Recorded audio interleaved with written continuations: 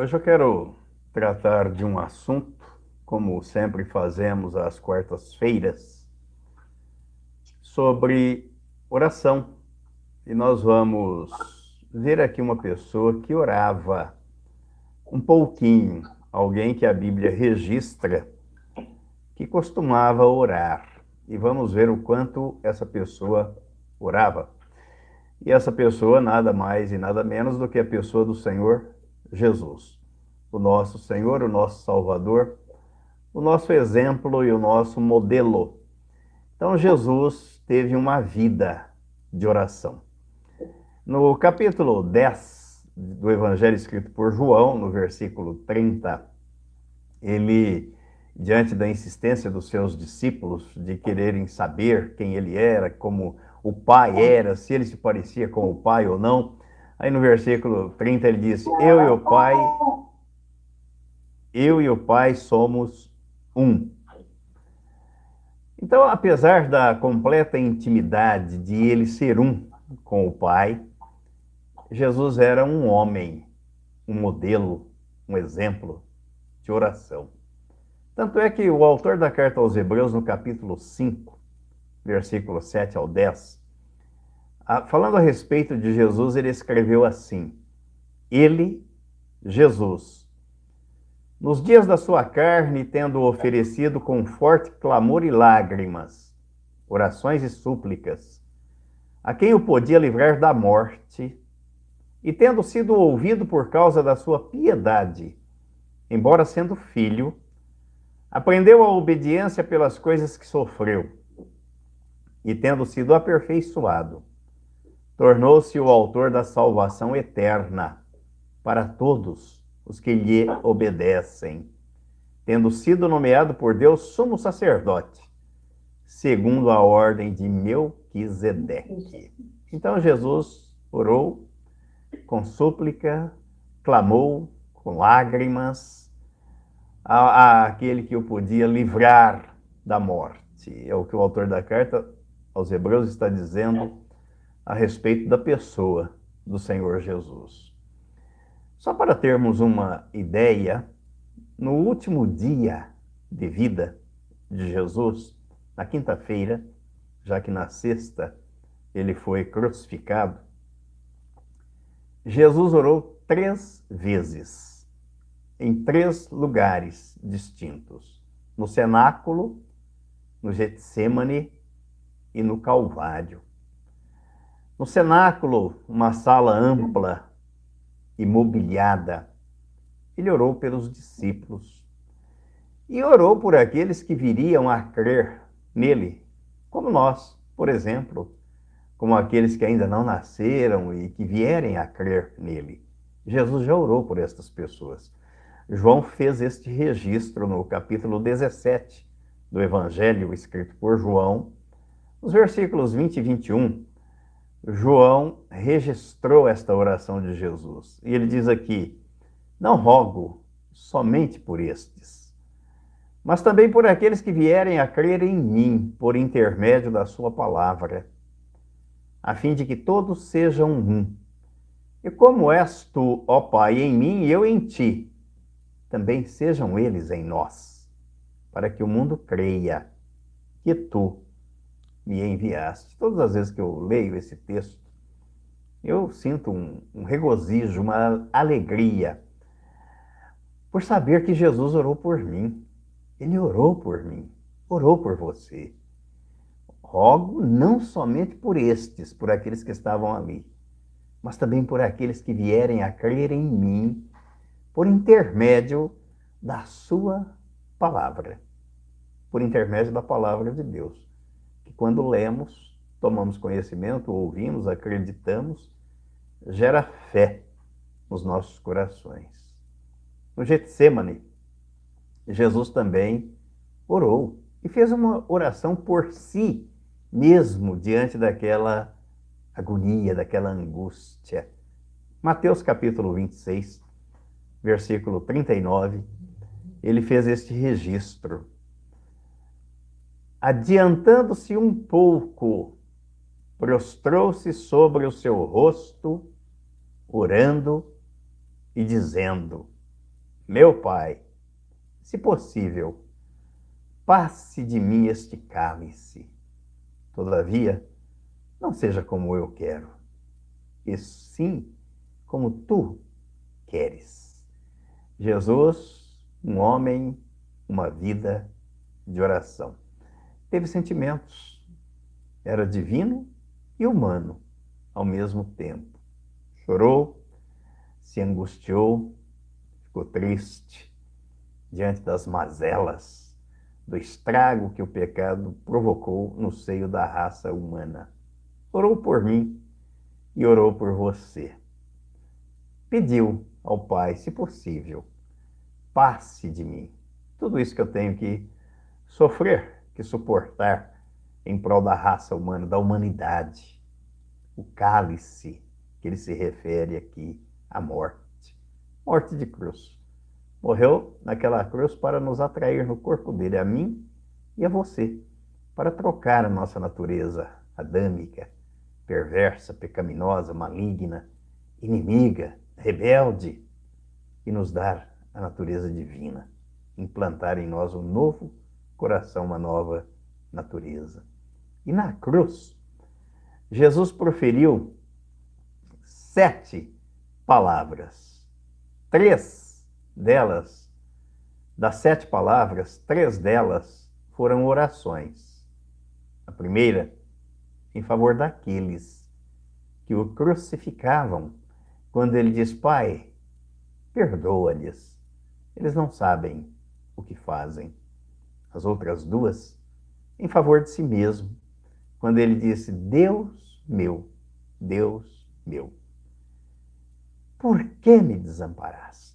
E é uma outra versão que diz: por que me abandonaste? É interessante que os relatos bíblicos mostram que Jesus tinha intimidade, ele era o próprio Deus encarnado, se referia a Deus como Pai, mas aqui ele se referiu a Deus como Deus. E apesar da intimidade da comunhão, aqui ele se sentiu abandonado, sozinho, porque foi exatamente no momento em que ele recebeu em si, no seu corpo, os nossos pecados. O que prova que Deus não tem comunhão com o pecador. Jesus não era pecador e não foi, mas recebeu no corpo dele os nossos pecados, ele nos atraiu no corpo dele. E aí o Pai não teve comunhão com ele naquele momento. O Pai se afastou dele. Filho, agora a nossa comunhão está rompida por causa do pecado que você atraiu da humanidade no seu corpo. E a outra oração que ele fez por si na cruz foi no final, quando ele diz: Pai, nas tuas mãos entrego o meu espírito. Além das orações feitas na cruz, o evangelho escrito por Lucas menciona a vida de oração de Jesus. E há pelo menos 5 passagens aqui que nós vamos destacar e vamos ler os versículos. Lucas, começando no capítulo 5, versículos 15 e 16, Lucas fez o seguinte registro. Porém, o que se dizia a seu respeito cada vez mais se divulgava, e grandes multidões afluíam para o ouvirem e serem curadas de suas enfermidades. Ele, porém, se retirava para lugares solitários e orava. Então, Jesus se retirava para orar, para falar com o Pai, para receber do Pai a orientação, a direção. Lembrando que durante o seu ministério, Jesus foi guiado, foi conduzido pelo Espírito Santo. O mesmo que está aqui depois que Jesus subiu aos céus e ele desceu e está aqui hoje entre nós, no meio de nós, vivendo em nós, naqueles que foram regenerados e conduzindo a noiva do Cordeiro, o corpo de Cristo, aqui na terra, que é a igreja. Lucas, no capítulo 6, versículos 12 e 13, também faz outro registro de momentos de oração do Senhor Jesus. Jesus teve uma vida de oração. Naqueles dias retirou-se para o monte a fim de orar e passou a noite orando a Deus. Impressiona isso, sempre. Passou a noite orando. Não foi uma oração de alguns minutos, segundos, alguns momentos, algumas horas, mas de uma noite inteira. E quando amanheceu, chamou assim os seus discípulos, e escolheu 12 dentre eles, aos quais deu também o nome de apóstolos. Esse texto, essa passagem, sempre nos adverte, nos exorta e nos ensina de que quando temos uma decisão a ser tomada, algo a ser decidido, devemos botar o joelho no chão e orar. E, se possível, fazer como Jesus aqui. Ele passou uma noite orando, porque ali ele iria escolher aqueles que seriam as colunas da igreja nascente, os seus apóstolos. E impressiona também o fato de que, dentre os 12, um seria o traidor.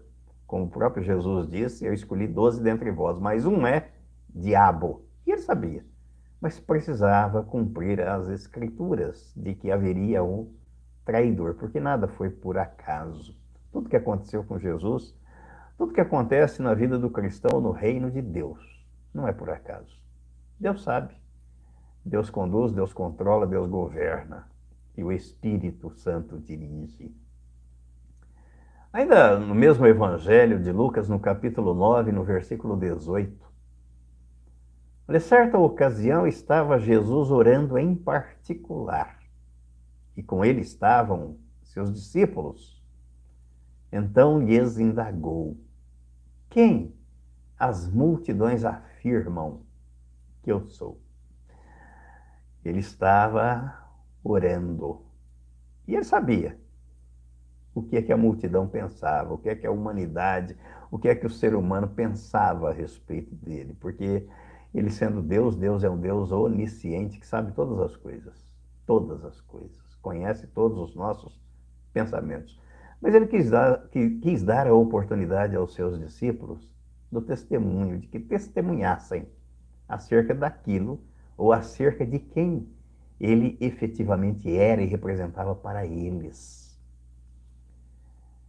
Aí no capítulo 9 de Lucas, 9, no versículo 28, no mesmo capítulo 9, versículo 28, passados quase 8 dias após o pronunciamento destas palavras, Jesus tomou consigo a Pedro, João e Tiago e subiu a um monte para orar. Jesus era e foi um homem de oração. Impressiona porque, sendo o próprio Deus, a gente poderia pensar assim, ele não tinha necessidade nenhuma de orar, porque ele já sabia tudo. O que ia acontecer, né, o que as pessoas pensavam, viam, iriam fazer com ele, mas ele nos ensina a necessidade de estarmos em comunhão com o Pai. O que o apóstolo Paulo disse na carta aos Efésios, orando sempre, sempre, em todo lugar. Aí no capítulo 11, Lucas, capítulo 11, no versículo 1, certa ocasião, Jesus estava orando em um determinado lugar.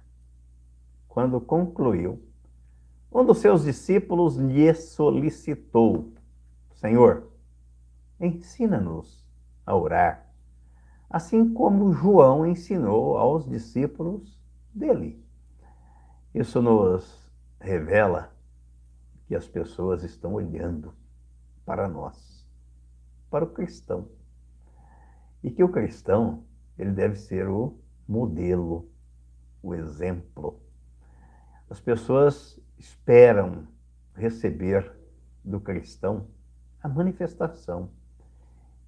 E veem e precisam ver no cristão a glória de Deus, a luz de Cristo.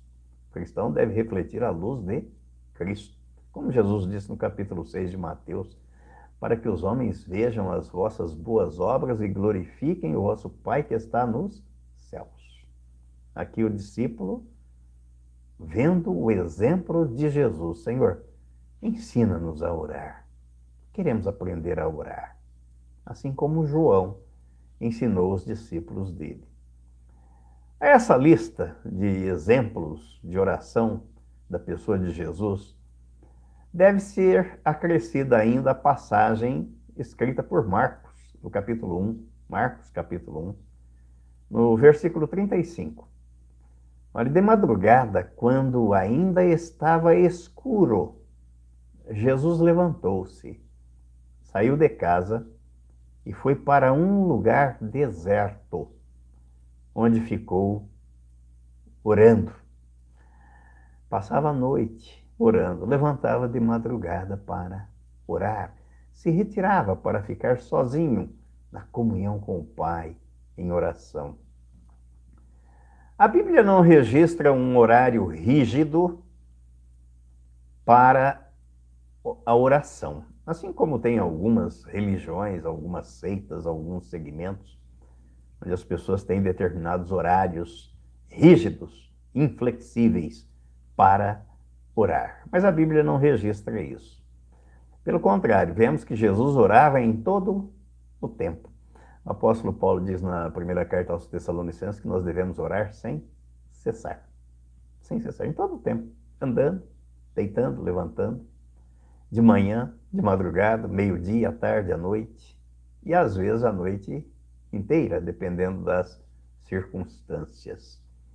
Os registros bíblicos mostram que Jesus tinha preferência para orar mais à noite. Por quê? Porque era o momento em que a multidão se recolhia e ele podia ficar a sós com o Pai, na intimidade, para, em silêncio, falar com o Pai. Ele orava mais nos montes do que em outro lugar. Uma coisa é certa, as orações do Senhor não eram rotineiras ou cheias de vãs repetições. Foi por isso que ele teve a oportunidade de ensinar-nos a orar e fez a observação que foi registrada por Mateus, no capítulo 6, versículos 5 a 8, onde ele escreveu assim, reproduziu o que Jesus disse. E quando orardes, não sereis como os hipócritas, porque gostam de orar em pé nas sinagogas e nos cantos das praças para serem vistos dos homens. Em verdade vos digo que eles já receberam a recompensa. Quer dizer, o que é que motiva você, o seu coração, a orar? Para ser visto, para ser notado, para ser apreciado, para ser exaltado, ou para ser ouvido e atendido por Deus? Aí diz no versículo 6, tu, porém, quando orares, entra no teu quarto e fechada a porta, orarás a teu pai que está em secreto, e teu pai que vê em secreto te recompensará. E orando, não useis de vãs repetições, como os gentios, porque presumem que pelo seu muito falar serão ouvidos. Não vos assemelheis, pois, a eles, porque Deus, o vosso Pai, sabe o de que tendes necessidade, antes que lhe peçais. Aquele que conhece o nosso coração, a nossa mente, os nossos pensamentos, sabe melhor do que nós mesmos daquilo que nós necessitamos. Então não é pela insistência ou pela repetição que vamos convencer Deus a atender às nossas orações. Influenciado pela vida de Jesus, foi que o seu discípulo pediu, Senhor, ensina-nos a orar. Foi nessa ocasião que Jesus ofereceu o modelo universal de oração, a oração dominical, onde ele ressaltou, ilustrou e discorreu sobre princípios que devemos observar quando oramos, quando falamos com Deus. E Lucas, no capítulo 11, versículo 9 a 13, ainda fez este registro acerca da oração, do ensino de Jesus sobre a oração. Lucas capítulo 11, versículo 9 ao 13. Por isso vos digo, pedi e dar-se-vos-á, buscai e achareis, batei e abrir-se-vos-á. Pois todo o que pede recebe, o que busca encontra, e quem bate, abrir-se-lhe-á. Qual dentre vós é o pai que, se o filho lhe pedir pão, lhe dará uma pedra? Ou se pedir um peixe, lhe dará em lugar de peixe uma cobra? Ou se lhe pedir um ovo, lhe dará um escorpião? Ora, se vós que sois maus, sabeis dar boas dádivas aos vossos filhos, quanto mais o Pai Celestial dará o Espírito Santo àqueles que lhe o pedirem? Interessante que Jesus não disse aqui que Deus dará exatamente aquilo que pedirmos, aquilo que queremos, mas sim que Ele dará o Espírito Santo. E o Espírito Santo é dado àqueles que têm a vida regenerada, que nasceram de novo, que nascem de novo, que creem na sua inclusão no corpo de Cristo, que estão em Cristo pelo novo nascimento, que Cristo vive neles. A estes, a Bíblia garante que o Espírito Santo vem fazer morada. E o Espírito Santo é tudo que nós precisamos aqui, na presente era. Sermos guiados por Ele, sermos participantes da vida, da natureza divina, da vida de Cristo e guiados pelo Espírito Santo. Isso mostra que nem sempre Deus dá aquilo que pedimos, da forma como pedimos ou como gostaríamos que fôssemos atendidos. Por quê? Primeiro, porque nós não sabemos orar como convém, pedir aquilo que é conveniente. E segundo, porque Deus não faz a nossa vontade, mas faz a vontade dele. E há dois textos bíblicos que nós devemos observar em relação a essa questão. O primeiro está na carta aos Romanos, no capítulo 8, versículos 26 e 27. Então, se a Bíblia faz esta afirmação, nós não podemos pensar ou dizer o contrário. E aqui está escrito assim: também o Espírito semelhantemente nos assiste em nossa fraqueza, porque não sabemos orar como convém.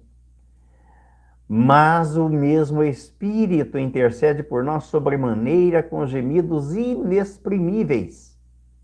E aquele que sonda os corações sabe qual é a mente do Espírito, porque segundo a vontade de Deus é que Ele intercede pelos santos. Ele intercede quando nós oramos, Ele ora por nós diante do Pai, porque não sabemos orar como convém.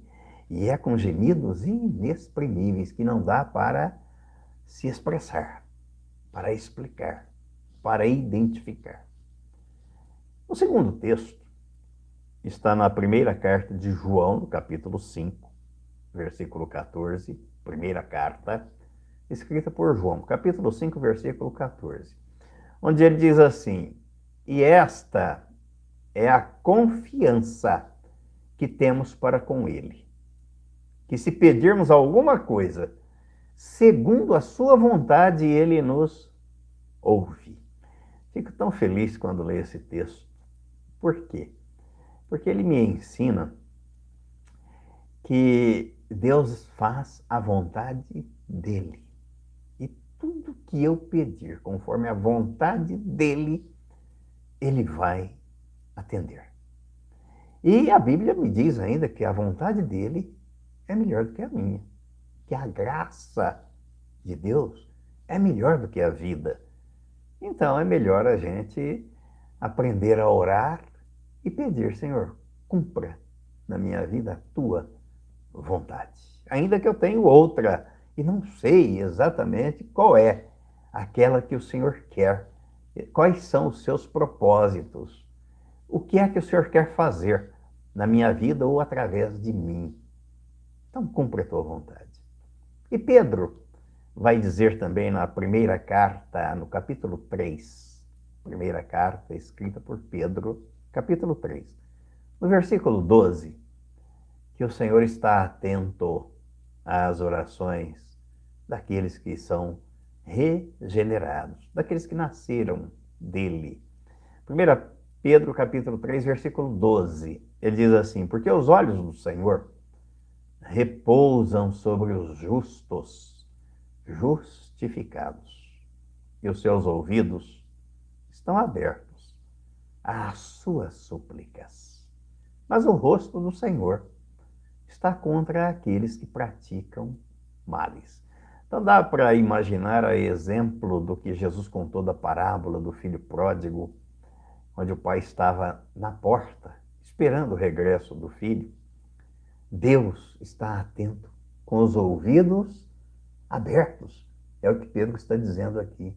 Atento às orações dos seus filhos. Então devemos orar.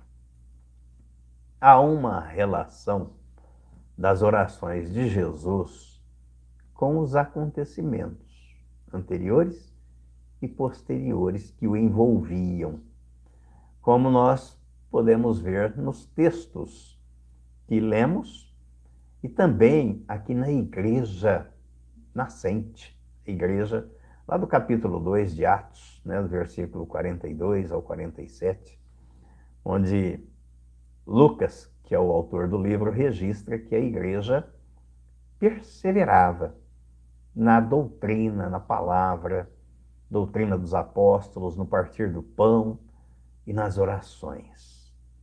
O ensino, ou a doutrina dos apóstolos, incluía tudo o que Jesus ensinou, sendo o mais importante dos ensinamentos, da ordem, dos ide de Jesus, a pregação do Evangelho, o qual se firmava em sua vida e na sua obra, através da sua morte e da sua ressurreição. A ministração dos apóstolos era incomparável, por ser inspirada por Deus e estar revestida de toda a autoridade, a mesma que Jesus outorgou à sua igreja. No capítulo 28 de Mateus, quando, depois de ressurreto, apareceu aos 11 e disse: vocês vão por todo o mundo pregar o evangelho a toda criatura, fazer discípulos e batizá-los em nome do Pai, do Filho, do Espírito Santo e ensiná-los a guardar todas as coisas que eu vos tenho ordenado. Esta mesma autoridade, a mesma ordem e o mesmo Espírito permanecem. Em nossos dias, este mesmo ensino está à nossa disposição nas páginas das Escrituras Sagradas, do Antigo e do Novo Testamento.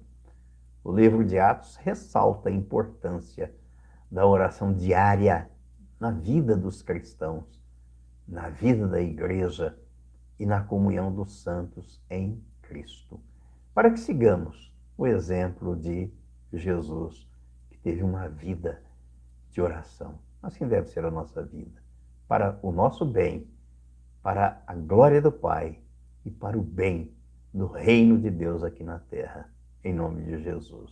Amém e amém.